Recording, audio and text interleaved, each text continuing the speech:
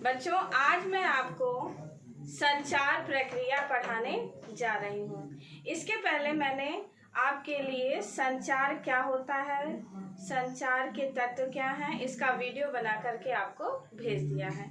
आज हम संचार की प्रक्रिया को जानेंगे। संचार प्रक्रिया, संचार प्रक्रिया में जो पहला तत्व आता है वो स्रोत या संचारक। स्रोत या संचारक किसी संदेश को, सूचना को देता है। तो जब वह सूचना देगा तो सूचना का कूटीकरण करेगा। कूटीकरण करने का मतलब होता है किसी भी सूचना या संदेश को लिखना, किसी भाषा या कोड में उसको बांधना।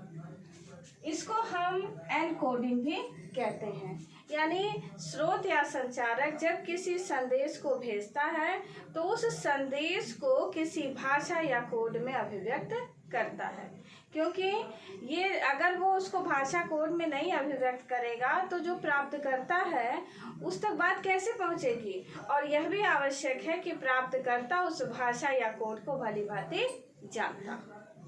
फिर अगला है किसी माध्यम के जरिए भेजता है। माध्यम, किसी भी सूचना या संदेश को देना होता तो किसी माध्यम के जरिए जाता है। माध्यम जैसे समाचार पत्र, मैगजीन, किस टीवी के माध्यम से, इंटरनेट के माध्यम से, तो ये माध्यम हो जाता है। फिर उसके बाद माध्यम से वो प्राप्तकर्ता तक संदेश पहुंचता है। प्राप्तकर्ता उस प्राप्त संदेश को का कूट वाचन करता है। कूट वाचन शब्द का अर्थ होता है प्राप्त संदेश को पढ़ना। इसको हम डिकोडिंग भी कहते हैं। तो जब स्रोत या संचारक के द्वारा कोई संदेश भेजा जाता है किसी माध्यम के जरिए तो ये प्राप्तकर्ता तक पहुंचता है और प्राप्तकर्ता उसकी डिकोडिंग करता है, यानी कूट वाचन करता है, उसको पढ़ता है। पढ़ने के बाद वो पूरी तरह से समझ जाता है। अगर पूरी तरह से वो बात संदेश को समझ जाता है तो क्या करता है, फीडबैक करता है। फीडबैक माने प्रतिक्रिया व्यक्त करना, प्रतिक्रिया व्यक्त करता। तो इस प्रकार इसकी प्रतिक्रिया पुनः स्रोत या संचारक तक पहुंचती है कि हाँ, हमने आपके द्वारा भेजे गए संदेश को भली भांति प्राप्त कर लिया। तो संचार की यही प्रक्रिया चलती है। बच्चों, इसको एक बार पुनः मैं अपने द्वारा आपको समझाना चाहती हूँ कि जैसे मान लीजिए कि मैं यहाँ पर स्रोत या संचारक हूँ। मैं आपको आज संचार प्रक्रिया पढ़ाने जा रही हूँ। ये मेरा संदेश है। इस संदेश को मैंने इस व्हाइट बोर्ड पर लिख लिया है, तो ये एनकोडिंग हो गया। फिर माध्यम क्या है, माध्यम हमारा वीडियो है। वीडियो बना करके मैं अपनी बात आप तक पहुँचा रही हूँ। तो प्राप्तकर्ता आप हैं, जितने भी छात्र हैं, छात्राएं हैं जो पढ़ रहे हैं, वीडियो देख रहे हैं, वो क्या हुए, प्राप्तकर्ता हैं। प्राप्तकर्ता आप तक जब मेरी बातें पहुंच जाती हैं तो आप उस चीज़ को पढ़ते हैं। जैसे मैंने वीडियो बनाकर आप तक भेज दिया तो हम कहते हैं बच्चों इस वीडियो को देख लीजिए, पढ़ लीजिए, समझ लीजिए। अगर आपको मेरी बात अच्छे से समझ में आ जाए तो इसकी प्रतिक्रिया व्यक्त कर दीजिएगा कि हाँ, हमको समझ में आ गया, अन्यथा नहीं। तो आप अपनी प्रतिक्रिया उधर से व्यक्त करते हैं कि हाँ मैम, आपके द्वारा भेजा गया वीडियो या जो भी पढ़ाया गया वो पूरी तरह से समझ में आ गया। तो जब आप प्रतिक्रिया व्यक्त करते हैं, फीडबैक देते हैं कि हाँ, हमको समझ में आ गया, तो फिर ये प्रोसेस चलता रहता है। फिर मेरे द्वारा कोई संदेश, कोई टॉपिक पढ़ाया जाता है, फिर वो आप तक पहुँचता है, फिर ये प्रक्रिया। तो बच्चों, ये पूरी संचार प्रक्रिया है। संचार प्रक्रिया में जब बाधा उपस्थित होती है तो उसको हम कहते हैं शोर। जैसे शोर, शोर का मतलब है संचार प्रक्रिया में आने वाली बाधा ही शोर कहलाता है। ये कई तरह का होता है। जैसे शारीरिक, माने हम अच्छे से नहीं उसको व्यक्त कर पा रहे हैं, अच्छे से बोल नहीं पा रहे हैं, या कोई तकनीकी खराबी है कि हमने बहुत अच्छे से पढ़ाया लेकिन हमारा वीडियो अच्छे से नहीं बन पाया और आप तक अच्छे से प्रेषित नहीं हो पाया। बच्चों, तो संचार प्रक्रिया में जब बाधा उपस्थित होती है तो यही शोर कहलाता है। जैसे क्लास में मैं आपको अपनी बात पहुंचाना चाहती हूँ तो मैंने आपको अच्छे से समझा दिया है, या जैसे मैं पूरी क्लास को पढ़ा रही हूँ तो पढ़ाने के दौरान उसी में कुछ बच्चे बातचीत करने लगते हैं। तो जब बातचीत करते हैं तो मेरी बातें आप तक पूरी तरह से कन्वे नहीं हो पाती हैं, आप तक प्रेषित नहीं हो पाती हैं। तो कोई शोर करने लगता है, कोई उसी में इधर उधर देखता है, कोई सोने लगता है।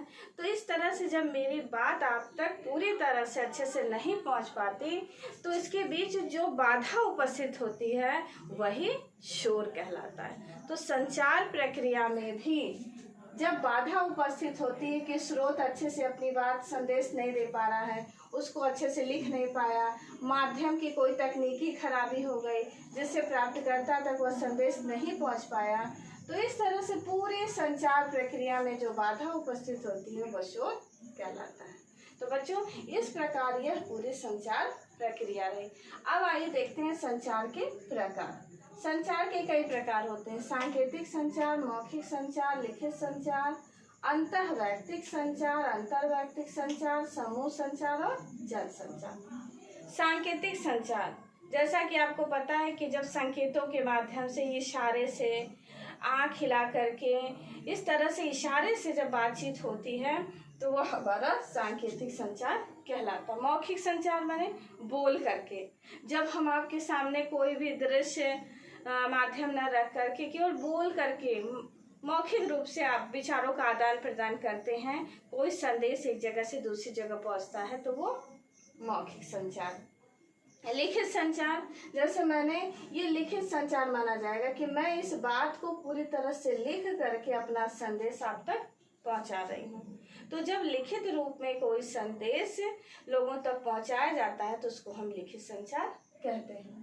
अंतःवैयक्तिक संचार, अंतः माने मन ही मन में बैठ करके अंदर ही अंदर बातें करना, यह भी एक संचार का प्रकार है। बच्चों, कभी कभी हम बहुत उदास होते हैं, मायूस होते हैं, कोई भी बात होती है तो अंदर ही अंदर मन में ही बुदबुदाना, बातें करना, अंदर ही अंदर बातें करना, यह भी संचार का एक प्रकार है।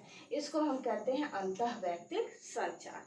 अंतर्वैयक्तिक संचार, अंतर्वैयक्तिक संचार दो व्यक्तियों के बीच जब संचार होता है, जैसे मान लीजिए एक लड़की यहाँ बैठी है, एक लड़की यहाँ बैठी है, और दोनों में जो बातचीत हो रही है वह अंतर्वैयक्तिक संचार है।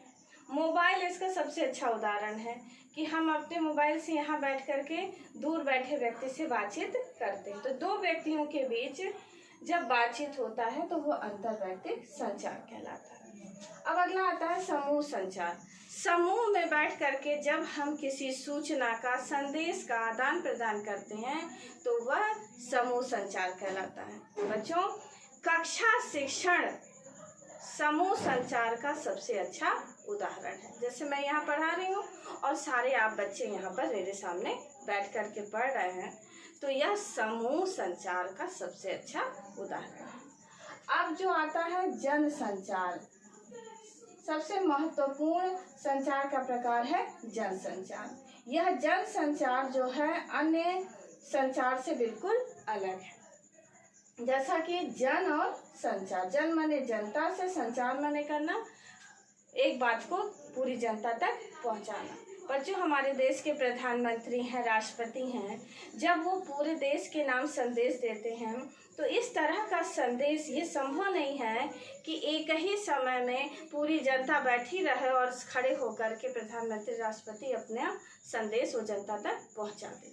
तो यह जन संचार वह संचार होता है जब किसी यांत्रिक माध्यम के जरिए कोई एक संदेश या सूचना संपूर्ण जनमानस तक दी जाती है, तो उसे हम जन संचार कहते हैं।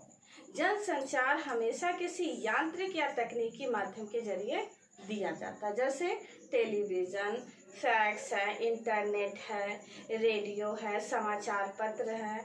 तो ये पूरे जन संचार का उदाहरण है। पेपर जो है बहुत ही सरल और सुगम, सुलभ जो है वो जन संचार का माध्यम है जो हमारे आम जनता तक पहुंचता है।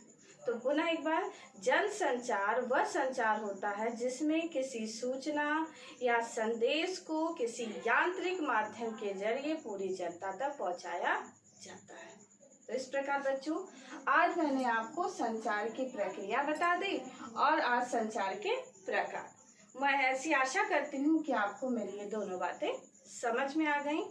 अब हम अगले वीडियो में जन संचार को विस्तार से पढ़ेंगे। धन्यवाद। है।